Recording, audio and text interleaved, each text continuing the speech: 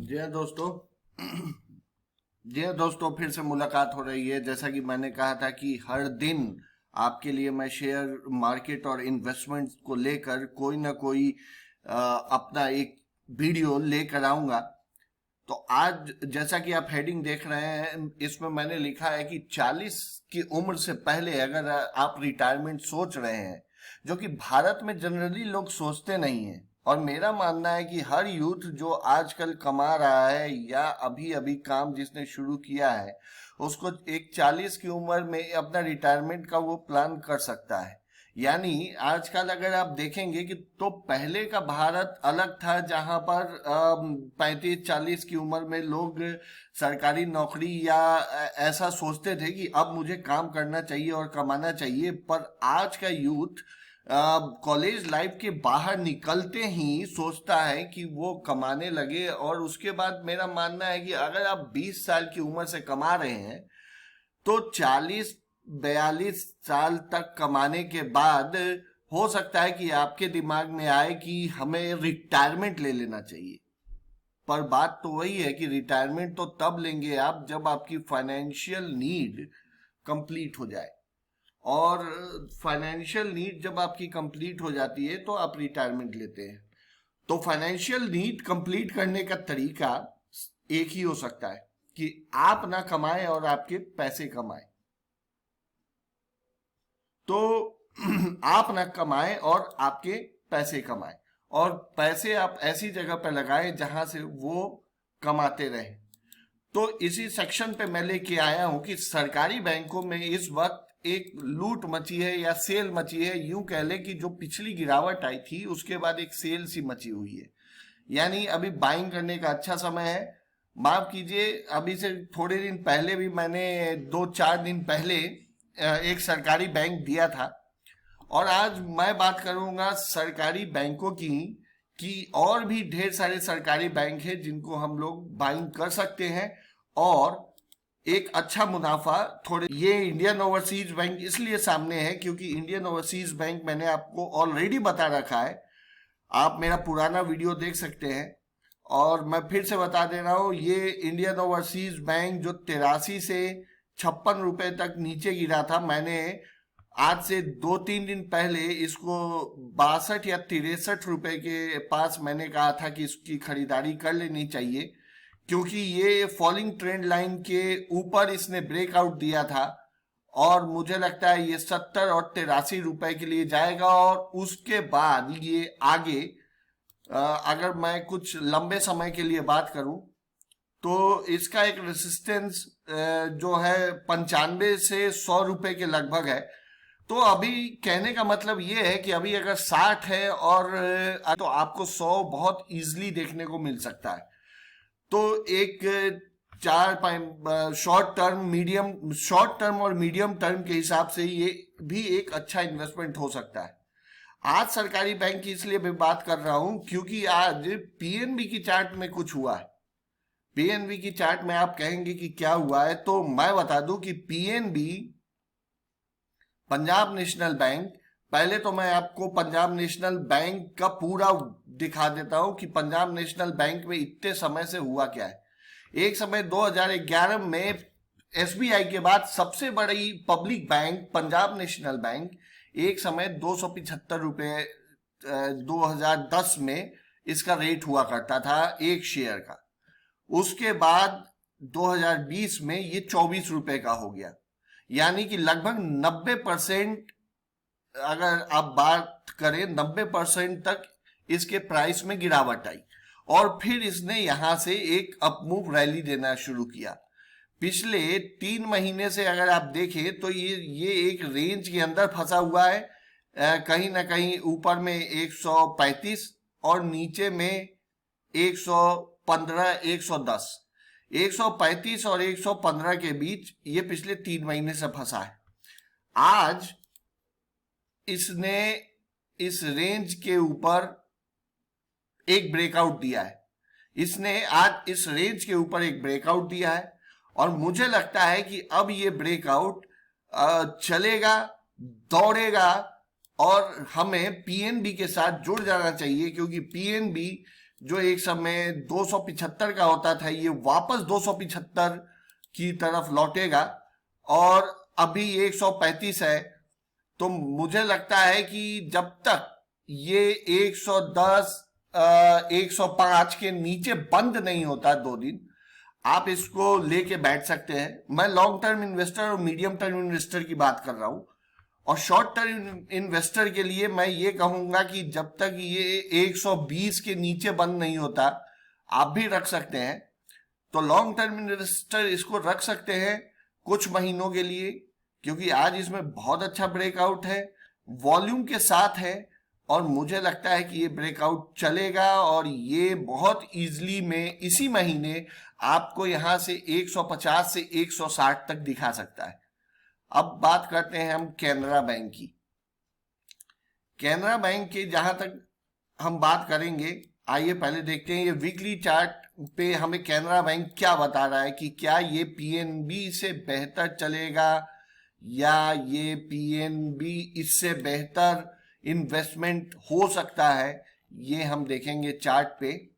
तो हम देखते हैं कि अभी भी तो कैनरा बैंक ने भी आज एक अच्छी खासी रैली ली है और मुझे लगता है कि ये रैली सस्टेन करेगी।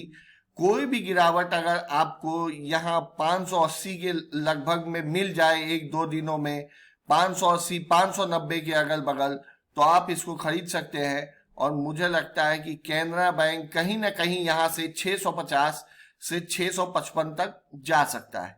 ये हो गई चार। लिस्ट बहुत लंबी है जो सरकारी बैंकों में आप इन्वेस्ट कर सकते हैं और मालामाल हो सकते हैं, जैसा कि मैंने दिया। क्योंकि आप याद रखिए, ट्रेडिंग से आप पैसा बना सकते हैं, पर इन्वेस्टमेंट में वो जादू है जिससे आप पैसा ढेर सारा जनरेट कर सकते हैं। तो याद रखिए कि अगर आप सोचते हैं कि आप जल्दी रिटायरमेंट हो, एक बेहतर जिंदगी जिए, तो आपको बनना होगा एक सफल इन्वेस्टर। सिर्फ पैसों को जरूर रखता है जो उसके पैसों को मल्टीप्लाई करते जाए।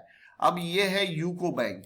यूको बैंक में भी अगर आप देखें तो यूको बैंक में एक बहुत अच्छा यहां पर ब्रेकआउट आया था मंथली चार्ट पे, और उसके बाद पिछले 2 महीने से इसने इस रीटेस्ट को, इसने बहुत अच्छा ब्रेकआउट आया था, इसने ब्रेकआउट को रीटेस्ट कर लिया है।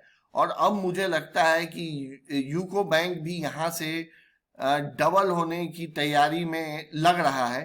तो हम यूको बैंक को भी ले सकते हैं सरकारी बैंकों में। और अब हम बात करते हैं सबसे बड़े सरकारी बैंक अपने एसबीआई के बारे में कि इनका लीडर एसबीआई कर क्या रहा है। कंसोलिडेशन के बाद आप देख सकते हैं कि जनवरी फरवरी महीने में ही एक ब्रेकआउट आया था।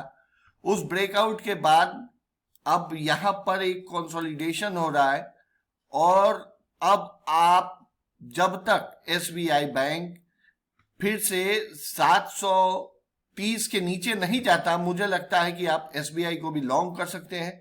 एसबीआई यहां से चलने के लिए तैयार है। एसबीआई एक अच्छी रैली दे सकता है।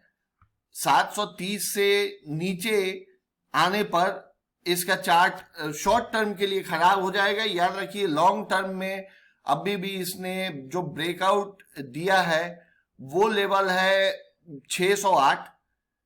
एसबीआई ने जिस लेवल से ब्रेकआउट दिया है वो लेवल है 608।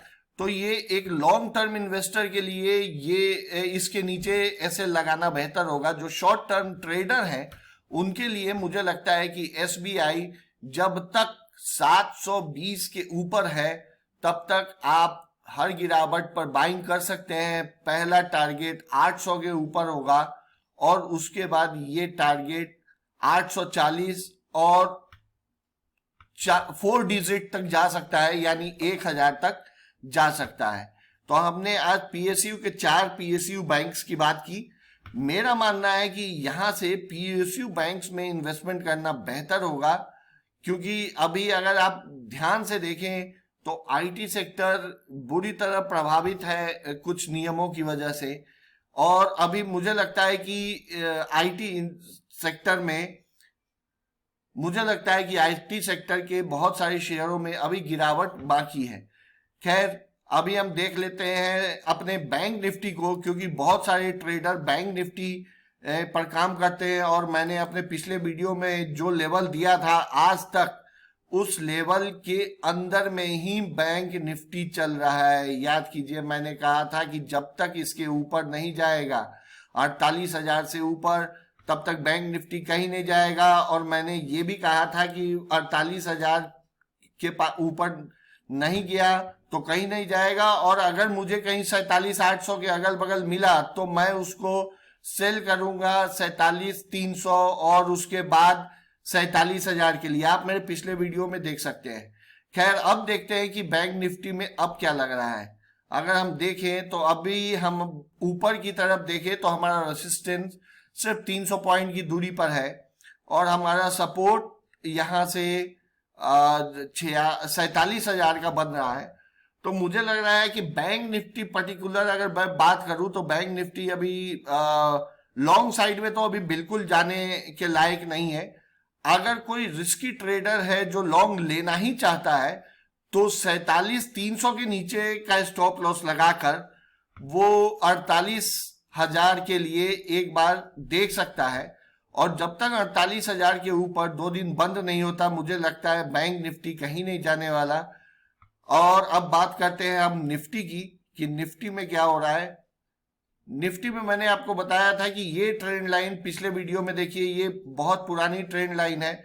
जब तक इस ट्रेंड लाइन के ऊपर नहीं जाता है तब तक निफ्टी का कोई चांस नहीं है ऊपर जाने का। और अभी भी देखिए इस ट्रेंड लाइन पर 1 2 3 4 यानी कि राइजिंग वेज के लोअर ट्रेंड लाइन पर 4 बार इसने ऊपर जाने की कोशिश की और चारों बार ये फेल हुआ, सिवाय एक बार गैप अप जब खुला था तब। तो मुझे लगता है कि ये ट्रेंड लाइन जब तक निफ्टी क्रॉस नहीं होता, सस्टेन नहीं होता, तब तक इसमें बिल्कुल लॉन्ग नहीं करना चाहिए। हर उछाल के बाद यानी आपको 22,500 के लगभग जब जब मिले इसमें सेल करना चाहिए। तो निफ्टी और बैंक निफ्टी ट्रेडर्स के लिए मेरी तरफ से यही संदेश है। और मैं फिर से कहूंगा, ट्रेडिंग से आप पैसे बना सकते हैं, लेकिन अगर आपको मल्टीप्लाई करना है तो आपको इन्वेस्टमेंट का रास्ता ढूंढना ही पड़ेगा। पीएसयू बैंकिंग बड़ी अच्छी जगह पे है, एसबीआई, जिनकी आज मैंने जिन शेयर्स की बात की, पीएनबी जिसमें बहुत अच्छा आज ब्रेकआउट है, ये सब बहुत अच्छी जगहों पर है। आप इसमें बाइंग करके पैसा मल्टीप्लाई कर सकते हैं, लॉन्ग टर्म इन्वेस्टमेंट कर सकते हैं। और पीएनबी में तो ट्रेडिंग में भी इस्तेमाल कर सकते हैं। जो लोग ट्रेडर हैं, याद रखिएगा, वो भी इसमें ट्रेडिंग कर सकते हैं और पैसे कमा सकते हैं। मैं तो पीएनबी को लॉन्ग करने वाला हूं, कल भी, आज भी मैंने लॉन्ग किया है और कल भी करूंगा। खैर दोस्तों, मैं यही चाहूंगा कि मेरा ये चैनल नया है और मैं चाहूंगा कि आप लोग इसको लाइव और सब्सक्राइब करें, कमेंट लिखें आपको किस टाइप के वीडियो चाहिए, उसके बाद ताकि मैं कोशिश करूं कि उस टाइप के वीडियो आपके लिए बना के दे पाऊं। आप लोगों ने मेरा ये वीडियो देखा, उसके लिए बहुत बहुत धन्यवाद। तो लाइक करें, सब्सक्राइब करें मेरे इस चैनल को और मेरे साथ आप भी ग्रो करें। धन्यवाद।